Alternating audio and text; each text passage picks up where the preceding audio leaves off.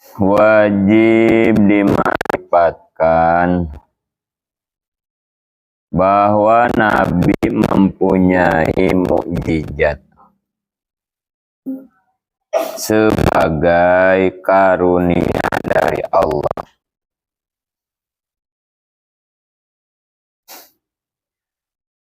Akidah Sam'iyat nomor kelima. Kita wajib memarifatkan, meyakini bahwa para nabi itu diberikan mukjizat oleh Allah. Dan itu mukjizat sebagai karunia.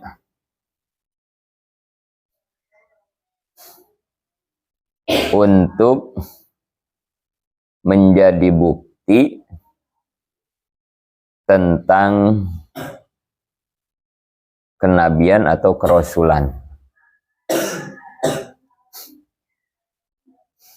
Di belakang sudah kita pelajari, sudah kita bahas, mukjizat ini termasuk kepada kejadian khawariqul adat. Jadi termasuknya kategori khawariqul adat. Apa artinya khawariqul adat itu? Kejadian yang di luar kebiasaan gitu. Kalau kejadian yang biasa disebutnya apa? Adat itu mah. Adat biasa. Adat contohnya kayak apa kalau adat?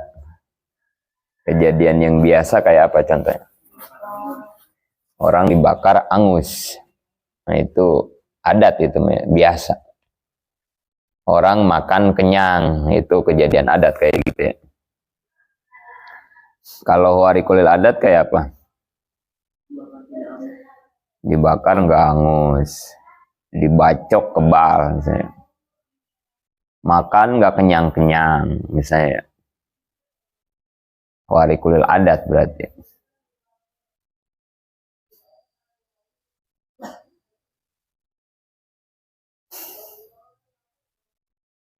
Atau orang bisa jalan di atas air misalnya.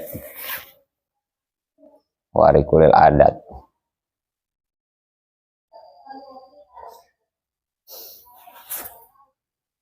Kemudian kemarin itu khawariqul adat itu hukumnya ada berapa?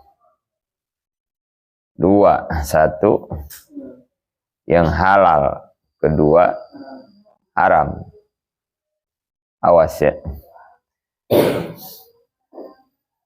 Jadi khawariqul adat mah ada yang halal, ada yang haram. Jangan sembarangan kita. Jangan salah. Kemudian secara pandangan tauhid, kejadian adat dan khawariqul adat itu beda apa sama? Atau menurut Allah gitu ya. Dan kita juga yang mengimani, menyikapi adat dan khawariqul adat itu harus dibedain apa harus disamain? Sama ya. Karena bagi Allah kejadian adat atau khawariqul adat itu sama ya. Nggak ada bedanya ya. Yang dibakar hangus gampang buat Allah. Ada yang dibakar hangus gampang. Atau ada yang dibakar hangus juga gampang buat Allah. Nggak ada bedanya ya. Nggak begini. Orang dibakar nggak hangus gampang bagi Allah. Apalagi orang dibakar angus misalnya lebih gampang, enggak begitu Allah. Enggak ada lebihnya ya. Sama ya. Nah, kita juga ya menyikapi kejadian adat atau khawariqul adat itu jangan dibedain. Ngelihat orang dibakar angus biasa. Tapi pas ngelihat orang dibakar enggak angus kita ngaget, takjub. Jangan ya. Sama biasa aja ya. Enggak ada bedanya ya. Nggak usah ngaget, nggak usah heran.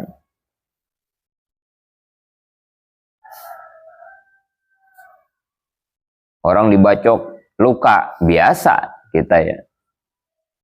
Begitu melihat orang dibacok nggak luka, kita kagum. Jangan, ya biasa aja. Karena bagi Allah sama gitu ya. Dan kita juga secara tauhid harus memandangnya seperti itu.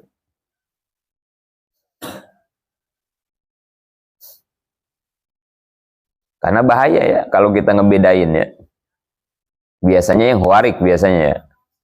Kalau kita ngebedain menyikapi huwarikul adat, bahaya. Nanti kitanya bakal kena. Bahayanya begitu. Kita jadi takut bahkan nanti ya. Wah, dia mau kebal, dia mau bisa ngilang, wah kan gitu.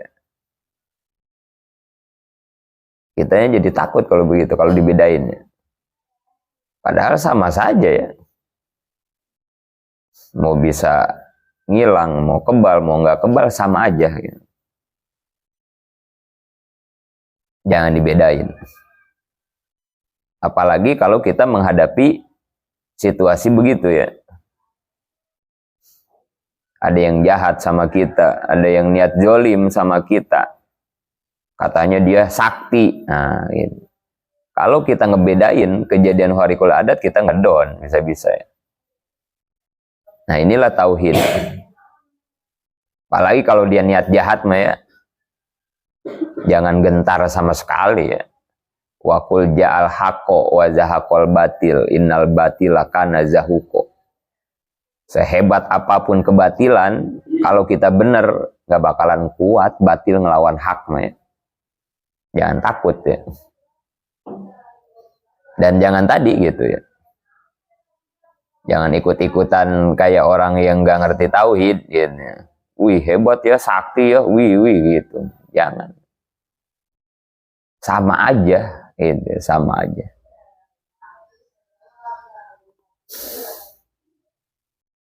Nah, kemudian kemarin cara ngecek huwarikul adat itu halal atau haram, caranya dengan melihat berapa faktor.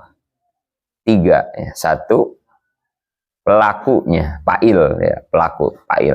Kedua, cara, maf'ul berarti ya. Yang ketiga, tujuannya.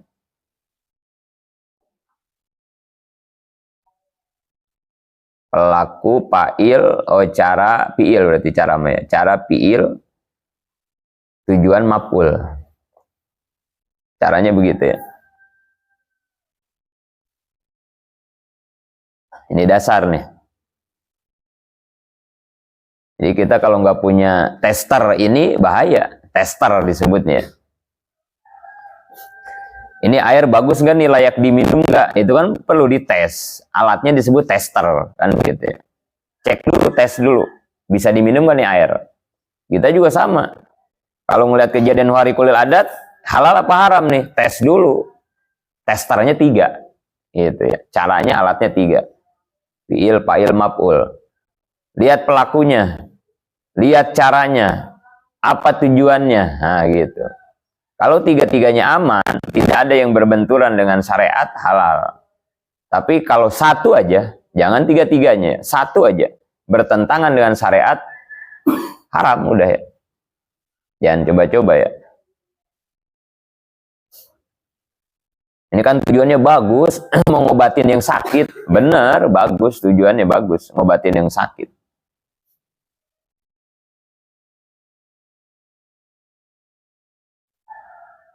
Yang ngobatinnya juga kiai, ustadz, ahli ibadah, bagus berarti ya. Benar, kiai berarti pelakunya. Pas caranya. Harus mendem kepala kambing, misalnya kan begitu ya. Harus beli apalah gitu yang kita nggak ngerti misalnya, nah nggak boleh ya, haram berarti ya, berarti gagal di cara berarti ya. Caranya pakai jampe bukan pakai sholawat, haram berarti gitu ya. 1 doang yang gagal itu ya, cara doang tapi jadi haram ya, jadi haram. Jadi jangan ketipu, oh ini kan ustadz gitu. Jangan juga terhipnotis, ini kan ngobatin orang sakit. Nggak bisa, dalam tauhid nggak bisa begitu. tiga-tiganya harus benar gitu. Kalau caranya salah, harus nyuguh dulu, ini harus bikin ancak dulu misalnya, nggak bisa. Gitu. Walaupun yang ngelakuin kiai misalnya, ahli ibadah, nggak bisa, haram ya. Gitu ya.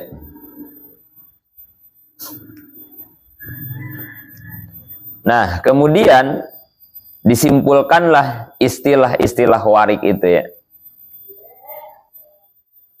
Jika dari calon nabi, kemarin namanya apa? Irhas. Kalau nabi dan rasul, nah ini mujizatnya. Wajib kita percayain adanya mujizat.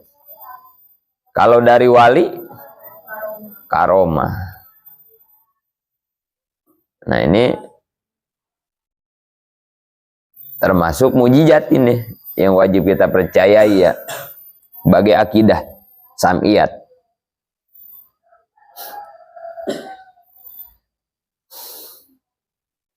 Kangjeng Nabi banyak banget mujizatnya ya, Nabi Muhammad subhanallah, luar biasa. Bisa membelah gunung, membelah bulan. Dari jari-jari Nabi mengeluarkan air. Kemana-mana dinaungi awan Nabi Maya. Pohon korma bisa bicara, pohon korma bisa dipanggil dan membaca salam kepada Nabi. Tuh warik semua, mujizat semua itu. Banyak ya.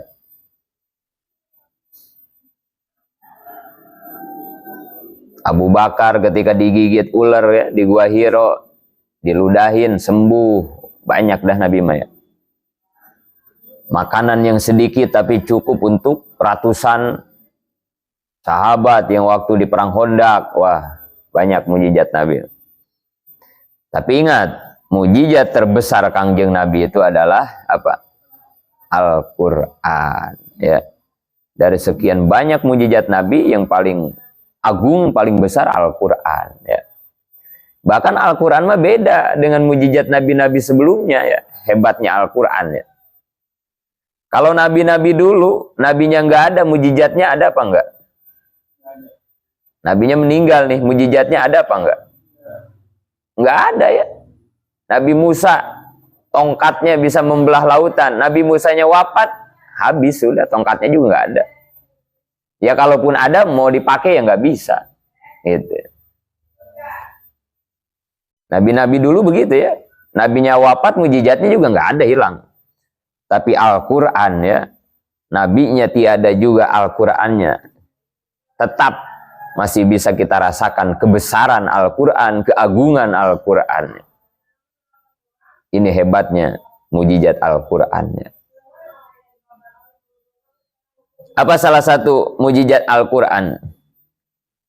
Kalamun qadimun la yumallu sima'uhu. Salah satunya itu ya. Mujizat Al-Qur'an. La yumallu sima'uhu. Gak pernah bosan didengar ya. Ada yang bosan ngedengar Quran nggak? Ya kecuali orang yang rusak hatinya mungkin ya. Ngedengar Quran teh kesal. Ya kecuali ya. Tapi kalau yang orang-orang beriman, kapan kita ya bosan mendengar? Apalagi kalau yang bacanya suaranya indah. Wah ya. Kayak Nabi apa yang suaranya bagus tuh? Mujizat Nabi apa yang suaranya tuh bagus kalau baca Quran? Nabi Daud ya. Nabi Daud ya. Mujizat itu ya. Dikasih sama Allah suaranya indah. Nabi Daud tuh kalau lagi baca Quran, kalau ada daun jatuh tuh berhenti dulu. Saking nikmat dan indahnya suara Nabi Daud ini. Daun jatuh tuh diem dulu, berhenti. Burung diem. Pokoknya semua yang ngedengar suara, gimana sih orang terpesona kan begitu ya. Udah lupa daratan kan ya. Nggak sadar ya orang kalau, ya jangankan Al-Quran suara yang indah tuh ya. Orangnya kalau konser ya, kalau lagi konser ya slang kan gitu ya. Atau kalau lagi band-band luar negeri ya, metal misalnya kan, Metallica segala macam ya. Kan nyanyi itu menghipnotis, nyanyi itu ya. Lagu itu hipnotis, lagu itu. Lihat yang konser ya, kalau kamu lihat yang ikut, yang nonton konser, lihat. Terhipnotis dia sama penyanyi. Saking lagu tuh indah, musiknya enak gitu ya. Orang tuh jadi terhipnotis ya, nggak sadar ya. Mana buktinya terhipnotis? Apa yang kata penyanyi suruh dikerjain sama penonton itu kan ya. Tangannya ke atas kan gitu. Joget dan gitu. Nggak sadar coba dah. Kamu kalau pernah ikut konser gitu ya, wah nggak sadar itu ya, menikmati alunan musik itu ya, musik dan lagu gitu ya. Nggak sadar, orang itu nggak sadar. Itu maksiat ya gitu, urusan maksiat lah, nggak ada apa-apanya ya musik dan lagu ya. Apalagi Al-Quran maksudnya gitu. Wah, maka wajar tadi ya. Nabi Daud suaranya seperti itu ya. Dan itu mujizat. Mana bosan kita ngedengar Al-Quran ya. Ya Allah. Apalagi yang baca Kangjeng Nabi. Masya Allah ya. Nabi Daud mah seperti itu karena ada nur. Ingat ya. Semua Nabi itu mendapat kemuliaan dan karomah itu, kebesaran, keagungan itu ingat. Karena ada nur Kangjeng Nabi ya. Termasuk Nabi Daud suaranya indah itu. Karena ada nur ya. Apalagi nabinya, Nabi Muhammadnya gitu. Abu Jahal kan pernah juga ya sama Abu Lahab kalau nggak salah ya.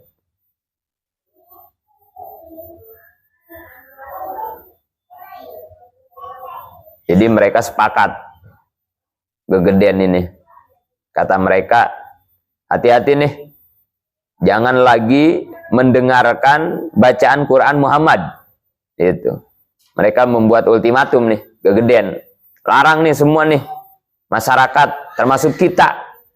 Jangan sampai ngedenger bacaan Quran Muhammad, hati-hati. Karena mereka sadar, Quran itu indah. Quran itu balagoh luar biasa. Wah, udah nggak bisa disebutin ya Quran Maya. Karena kan setiap mujizat itu diturunkan menyesuaikan dengan keadaan umat ya. Kenapa Nabi Muhammad dikasih Al-Quran mujizatnya? Karena waktu itu orang-orang Mekah itu kan gila sastra. Jadi orang-orang Arab itu salah satu keunggulan mereka itu jago merangkai kata-kata. Para pujangga ulung semua gitu. Penyair-penyair hebat, orang-orang itu hobinya orang Arab waktu itu, orang Mekah tuh. Kalau udah bikin puisi itu, wah gitu. Biasanya mereka tampilkan itu di pasar-pasar. Gitu. Satu-satu maju.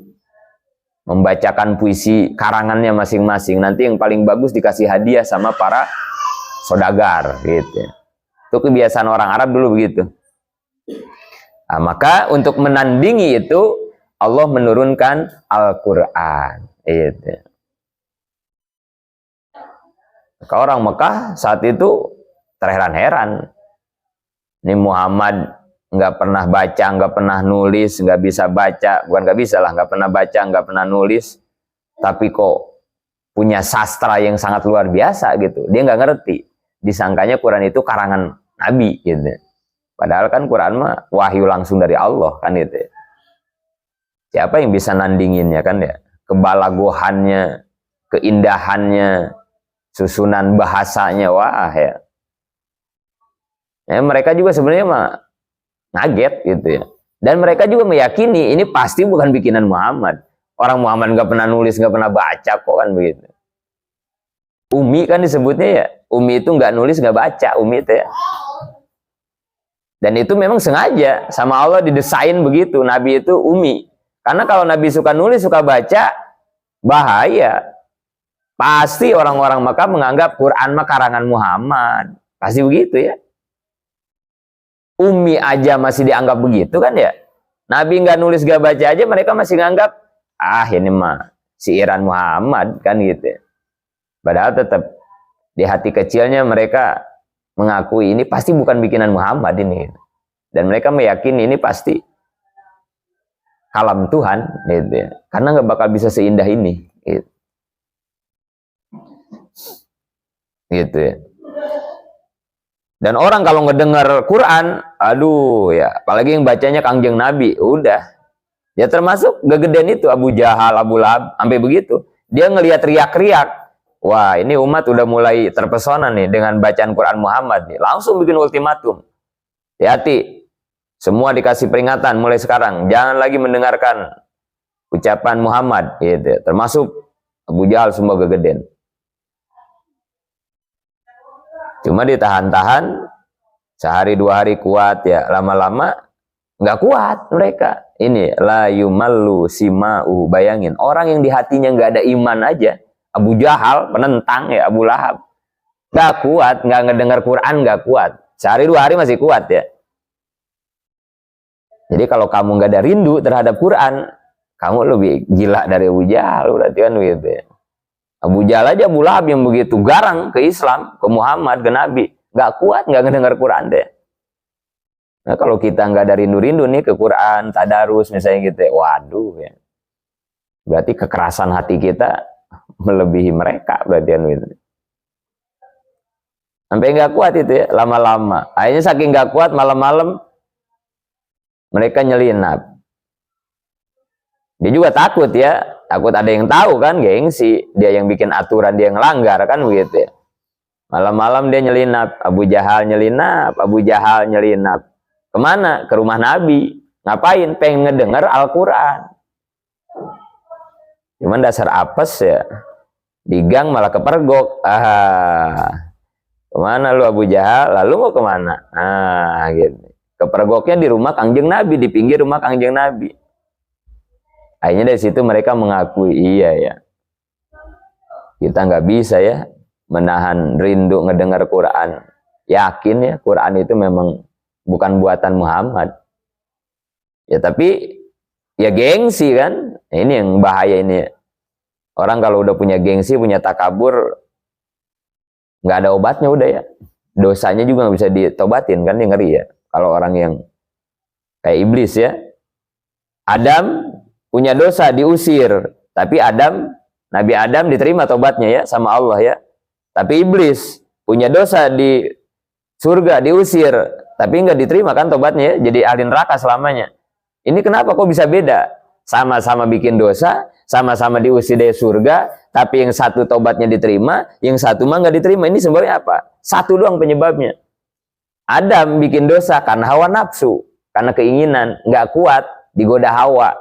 Akhirnya makan buah huldi kan begitu ya. Tapi kalau iblis dosanya apa? Bukan hawa nafsu, kesombongan.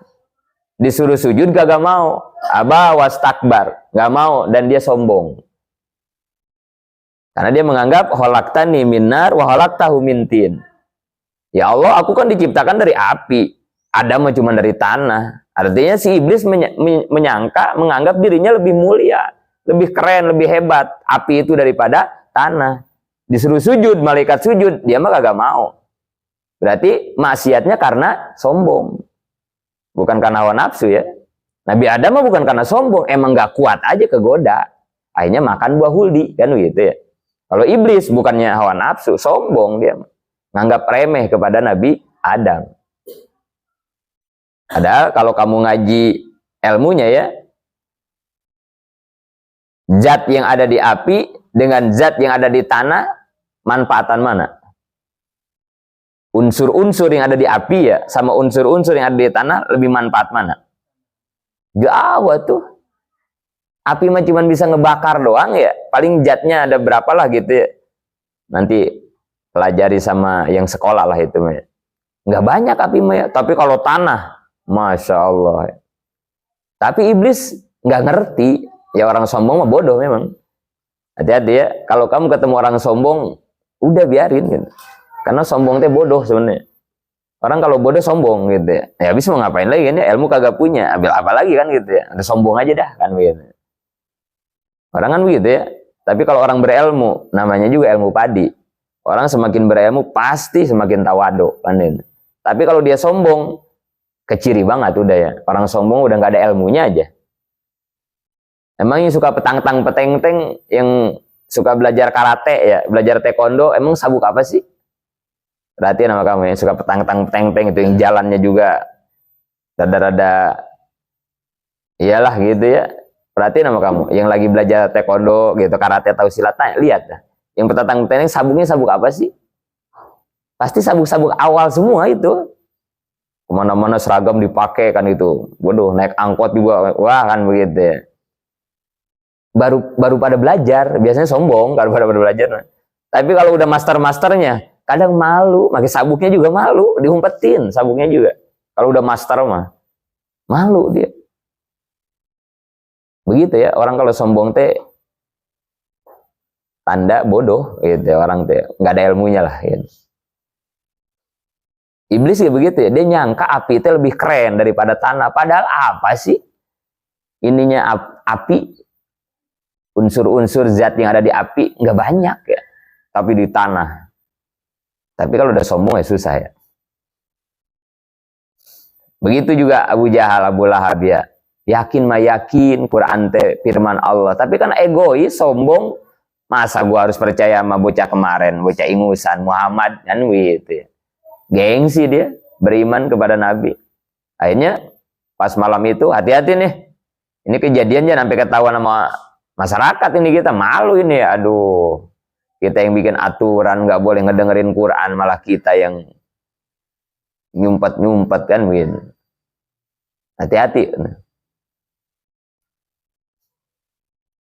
Itu ya, mujizat Al-Quran. La yumallu simau. Nggak kuat. Nggak bakalan kuat orang nahan. Rindu karena nggak pernah membosankannya. Lagu sehebat-hebatnya lagu, bosan kita. Di mobil, kamu setel lagu Wali terus berulang-ulang, bosan. Walaupun enak itu lagu, ayo ulang-ulang, bosan. Tapi kalau Al-Quran, ya sekali lagi ya, kecuali orang yang hatinya mati ya, bedain lah apaan sih Al-Quran itu, ya kecuali ya, itu kamu kalau begitu istighbar buru-buru ya. Hati kamu terbuat dari apa? Abu Jahal aja sama Abu Lahab nggak begitu soalnya ya. Kamu turunan siapa? Maksudnya gitu ya. Ya kecuali kita mindahin Quran ke yang lain bukan karena benci gitu ya, ya emang bukan karena bosan, bukan gitu ya, emang pengen ngedenger sholawat aja misalnya gitu, atau lagi pengen denger dangdut nih gitu, nggak apa-apa gitu. Tapi kalau misalnya apaan sih Quran, itu yang ngeri mah gitu, yang bahaya mah itu gitu. La yumallu simauhu. Kemudian di Quran juga dikatakan ya, mujizat Quran itu zadathum imana. Kalau dibacakan Quran itu akan menambah keimanan ya. Tanazzaha an qaulin wa fi'lin wa niyatin. Quran mujizatnya mampu membersihkan hati kita ya. Kotoran-kotoran hati bisa bersih dengan sering tadarus Quran ya. Banyak kamu tuh jangan telat baca Quran mah ya. Jangan sampai ditinggalkan hati kita mah ya. Aduh, gelap-gelap bener hati kita mah ya. Keras-keras banget kan hati kita mah ya. Kita ini manusia-manusia pembangkang kita ini ya. Kita menyadari banget kan ya. Kapan kita nerima disuruh orang kan gitu ya. Kita yang ada emosi mulu kan. Apalagi disuruh teman kan ini. Apalagi si Eka yang nyuruh kan begitu ya. No dipanggil Abi, masa bodoh mau Abi yang manggil, asal si Eka yang manggil, tar aja dulu. Kita ini pembangkang gitu. Termasuk Abi. Abi ini belum bisa taat jadi orang. Karena kita merasa hati kita ini keras gitu. Susah kita menerima kebenaran tuh susah. Kalau menerima keburukan kita mah gampang gitu. Kalau ngedengerin gibahan orang, adem kuping kita mah ya, adem gitu, resep.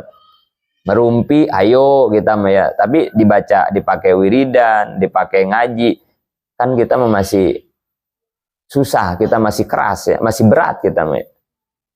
Itu ciri keras dan hitamnya hati kita. Obatnya apa lagi? Ini nggak ada lagi kata Quran. Pakai resep mujizat Quran. Tanazzaha an qaulin wa fi'lin wa niyatin. Quran bisa membersihkan omongan. Quran bisa membersihkan perilaku. Quran bisa membersihkan hati yang gelap, hati yang keras. Quran itu. Yang suka masih ngomong anjing, goblok, tolol, baca Quran. Sering-sering baca Quran. Biar lidahnya lembut, ya. Sering-sering baca Quran, ya. Kalau yang lagi marah, yang bercanda masih ngomongnya kayak tadi, ya. Sering-sering baca Quran, ya. Biar nanti sebaliknya lidah kita ngomong yang jelek berat, indahnya teh subhanallah, astagfirullah. Aduh, kan itu. Kamu udah jadi santri, pakaiannya juga udah bagus banget, ya. Terus dari mulut kamu subhanallah, kan matching, ya. Kapelan disebutnya kan, ya, bagus, ya, serasi. Masa pakai jilbab, pakaiannya bagus, goblok, tolol lu. Orang ngelihatnya risih banget, ya. Mendingan buka kerudungnya kalau mau ngomong goblok anjing mah, ya. Buka kerudungnya, malu kita sama kerudung. Jangan pakai baju bener kalau mau ngomong anjing goblok mah, pakai tank top, ya. Pakai baju ketat baru pantas. Anjing kemana kan gitu, pantas gitu. Tapi kalau pakai baju kayak begini mah malu lah, ya. Malu. Tapi kalau kita mau berubah, ya begitu tadi, ya. Kata Quran, tanazzaha an qaulin. Coba sering-sering baca Quran. Berat kan memang, ya, berat, ya. Susah kita mau baca Quran mah, ya. Sebelum sholat juga kan ke masjid mah ke masjid, ya paling 3 ayat lah kan gitu. Sisanya kita ngobrol. Memang berat. Begitulah terapi, nggak ada yang enak terapi mah. Tapi mau sehat paksain, pahit-pahit juga paksain. Diurut sakit paksain aja. Yang penting sembuh. Mulut kita teh berat banget, malas baca Quran teh paksain. Biar sembuh kata-kata kotor kita. Yang keras, masih yang kasar perilakunya, ya. Nggak ada lemah lembutnya sama sekali. Baca Quran, ya. Walau kunta fazzan ghalidhal qalbi lam faddu min haulik. Kalau kamu keras begitu mulu, nggak ada orang yang mau dekat sama kamu. Kalau ngomong masih teriak-teriak, jalan, aduh, kasar, orang kasar gimana sih? Siapa yang mau dekat sama orang kasar? Tapi orang yang penuh kelemah lembutan, mereka yang akan dideketin, ya. Dengan apa itu obatnya? Al-Qur'an, ya. Tanazzahan qaulin wa filin wa niyatin bihi astasfi min kulli da'in wa nuruhu. Al-Qur'an pun bisa menjadi obat, ya. Sifaan likulli da'in. Obat, ya. Penyakit apa? Apa aja Quran. Jangankan pusing, jangankan meriang, ya. Penyakit hati juga sembuh kok, kan gitu, ya. Bacain Quran.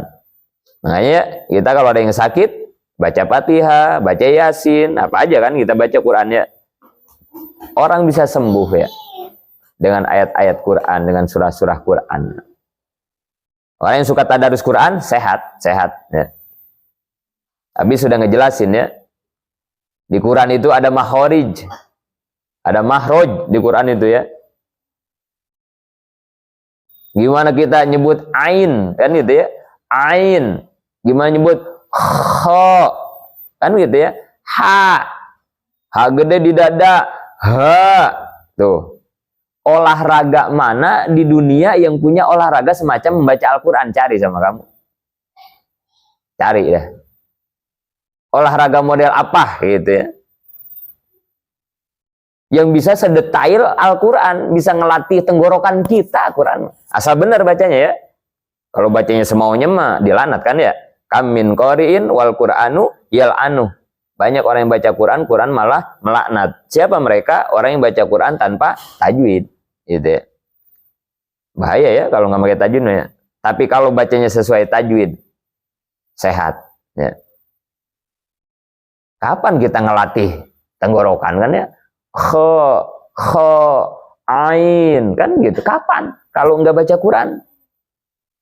Ada orang yang ngobrol pakai makhraj, nggak ada. Kopinya mana? Nggak ada. Tapi kalau baca Quran, qala, kan begitu, ya. to, ih, di dada kerasa ya. Roh, di leher kerasa, hak kecil ya. Kapan kita bisa melatih itu? Emang ada gunanya buat kesehatan? Ada banget, gitu ya. Ada banget. Kenapa ada mahroji? Salah satunya itu ya.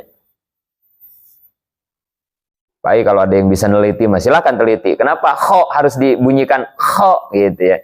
Zai, zal, zo, sod, shin. Kenapa harus digitu-gituin? Coba kalau ada yang bisa neliti. Kandungan kesehatannya itu luar biasa ya. Jelas makanya Quran itu jadi obat, sifaan menjadi obat. Maka ini Quran menjadi mukjizat terbesar Kangjeng Nabi ya, luar biasa. Mudah-mudahan ya jadi semangat buat kamu untuk baca Quran ya. Jangan malas baca Quran ya. Paksain ya. Dan ingat yang terpenting istiqomah kata Abi juga ya. Belajar istiqomah, udah gitu aja. Nggak disuruh banyak, enggak ya. Enggak disuruh banyak, enggak. Banyak khatam itu mah bonus. Bonus ya. Ingat, dalam beramal mah istiqomah yang mahal. Bi, saya mah sehari mau sekaca doang, enggak apa-apa, enggak apa-apa. Enggak bakal ada yang ngomelin, enggak. Sehari sekaca doang, sehari sekaca. Kalau kita bagi 24 jam, sekaca. Habis sholat paling kita baca 2 baris, 3 baris ya. Bukan selembar. Kalau selembar mah segini, selembar mah. Ini mah sekaca.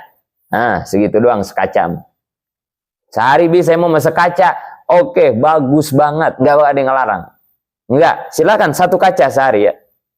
Dibagi 5 kali sholat misalnya. Paling setiap habis sholat 3 baris, 4 baris. Sekaca beres tuh. Dari subuh sampai isya. Tapi istiqomah. Bahkan istiqomah begini. Enggak lagi semangat ditambahin banyak. Enggak lagi males dikurangin. Enggak, istiqomah. Mau lagi semangat, mau lagi males, pokoknya sehari nggak boleh lebih, nggak boleh kurang, sekaca. Itu istiqomah begitu ya, ingatin tuh. Jadi istiqomahnya bukan begini, lagi males mah sedikit, lagi banyak nanti banyak. Bukan orang istiqomah begitu, bukan. Istiqomah mah tetap pada satu pendirian. Kalau sehari mau sekaca, sekaca.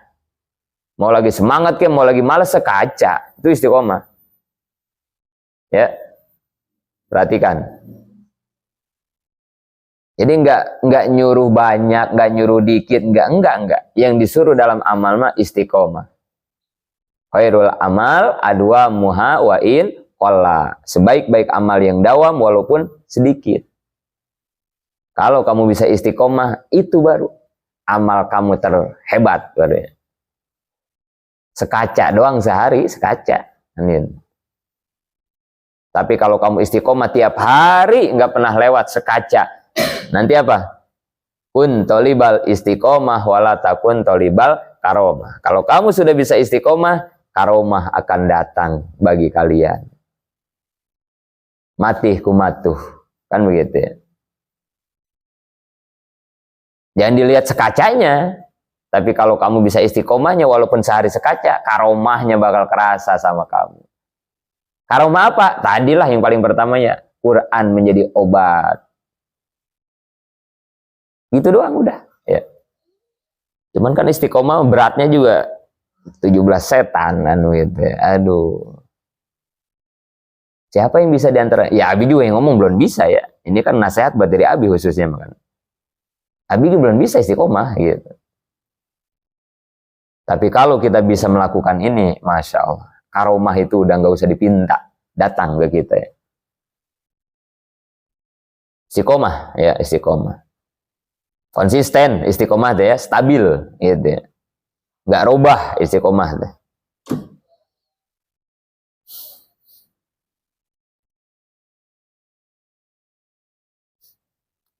Sampai situ ya, nanti kita lanjutkan nomor 6. Yang udah ngapal pulang, yang belum ngapal